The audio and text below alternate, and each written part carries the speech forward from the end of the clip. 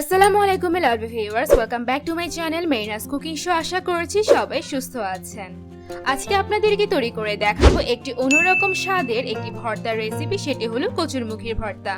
কচুরমুখী খেতে যারা ভীষণ পছন্দ করেন তাদের কাছে এই ভর্তাটি ভীষণ ভালো লাগবে। একদম সহজ উপায়, সামান্য কয়েকটি উপকরণ দিয়ে আজকে আপনাদেরকে এই ভর্তাটি আমি তৈরি করে দেখানোর চেষ্টা করেছি। তাহলে চলুন দেরি না করে ফুল রেসিপিটি দেখে আসা যাক। আজকে কচুরমুখির ভর্তা তৈরি করার জন্য আমি 300 গ্রাম পরিমাণ কচুরমুখী ভালোভাবে ধুয়ে নিয়েছি। এখন চুলায় একটা পাত্রে দিয়ে দিব 2 কাপ পরিমাণ পানি। সবগুলো কচুরমুখী এখন এতে দিয়ে দিব।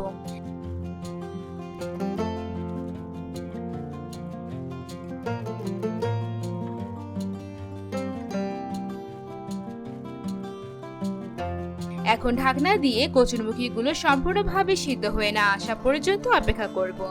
সবগুলো কচুরমুখী ভালোভাবে সিদ্ধ হয়ে গেলে উঠিয়ে ঠান্ডা করে নিতে হবে। আপনাদের সুবিধার জন্য দেখিয়ে দিচ্ছি যে কি সুন্দরভাবে সবগুলো কচুরমুখী কিন্তু সিদ্ধ হয়ে গিয়েছে। এখন চুলায় আরেকটা শুকনো পাত্রে দিয়ে দিব 4টা শুকনো মরিচ। এই শুকনো মরিচগুলোকে এখন খুব ভালোভাবে ভাজা ভাজা করে উঠিয়ে নিতে হবে।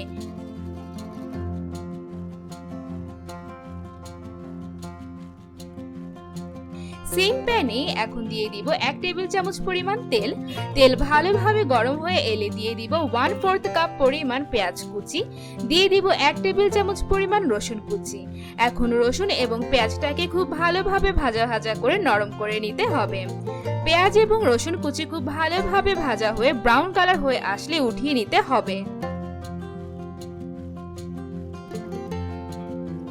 এখন আগে থেকে সিদ্ধ করে উঠিয়ে রাখা কচুরমুখির গুলোর খোসা ছাড়িয়ে নিতে হবে।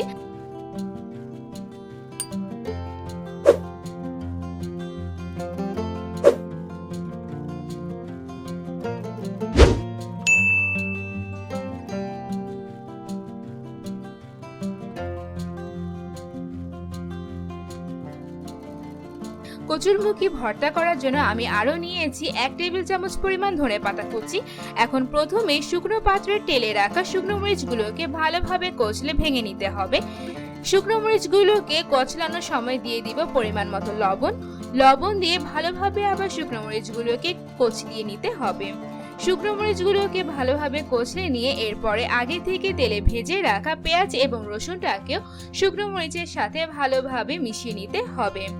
মরিচ, পেঁয়াজ এবং রসুনটাকে ভালোভাবে কচলে নেওয়া হয়ে গেলে এরপরে ধনেপাতা কুচিটাকেও ভালোভাবে এর সাথে মিশিয়ে নিতে হবে। এরপরে এতে দিয়ে দিব 1/2 টেবিল চামচ পরিমাণ সরিষার তেল। সরিষার তেল দিয়ে ভালোভাবে এখন সবকিছু আবার মিশিয়ে নিতে হবে।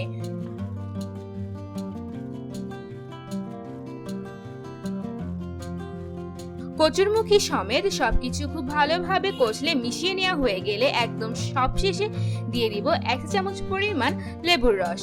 অনেক সময় কচুরমুখী খেলে নাকি অনেকের গলা চুলকায়, যার কারণে আমি লেবুর রসটা দিয়েছি। লেবুর রসের ফলে কিন্তু গলা যে চুলকানোর ভাবটা আছে সেটা আর হবে না। লেবুর রস দিয়ে আবার ভালোভাবে সবকিছু মিশিয়ে নিতে হবে। হয়ে গেল খুবই মজাদার কচুরমুখী ভর্তা। গরম গরম ধোয়া ওঠা ভাতের সাথে এই ভর্তাটা খেতে কিন্তু দারুণ লাগবে। আশা করছি আজকের এই রেসিপিটি আপনাদের ভালো লেগেছে। আর আমার এই রেসিপিটি যদি আপনাদের ভালো লেগে থাকে তাহলে বাসায় অবশ্যই ট্রাই করবেন। আর যদি আমার এই রেসিপিটি আপনারা বাসায় ট্রাই করে থাকে তাহলে আমাকে পিকচার পাঠাতে কিন্তু একদম ভুলবেন না। ডেসক্রিপশন বক্সে আমার পেজ এবং গ্রুপে লিংক দেওয়া আছে। And please don't forget to give a like, comment and also share my videos if you like, and please subscribe to my channel and click the bell button to get the early notifications. Thank you for watching.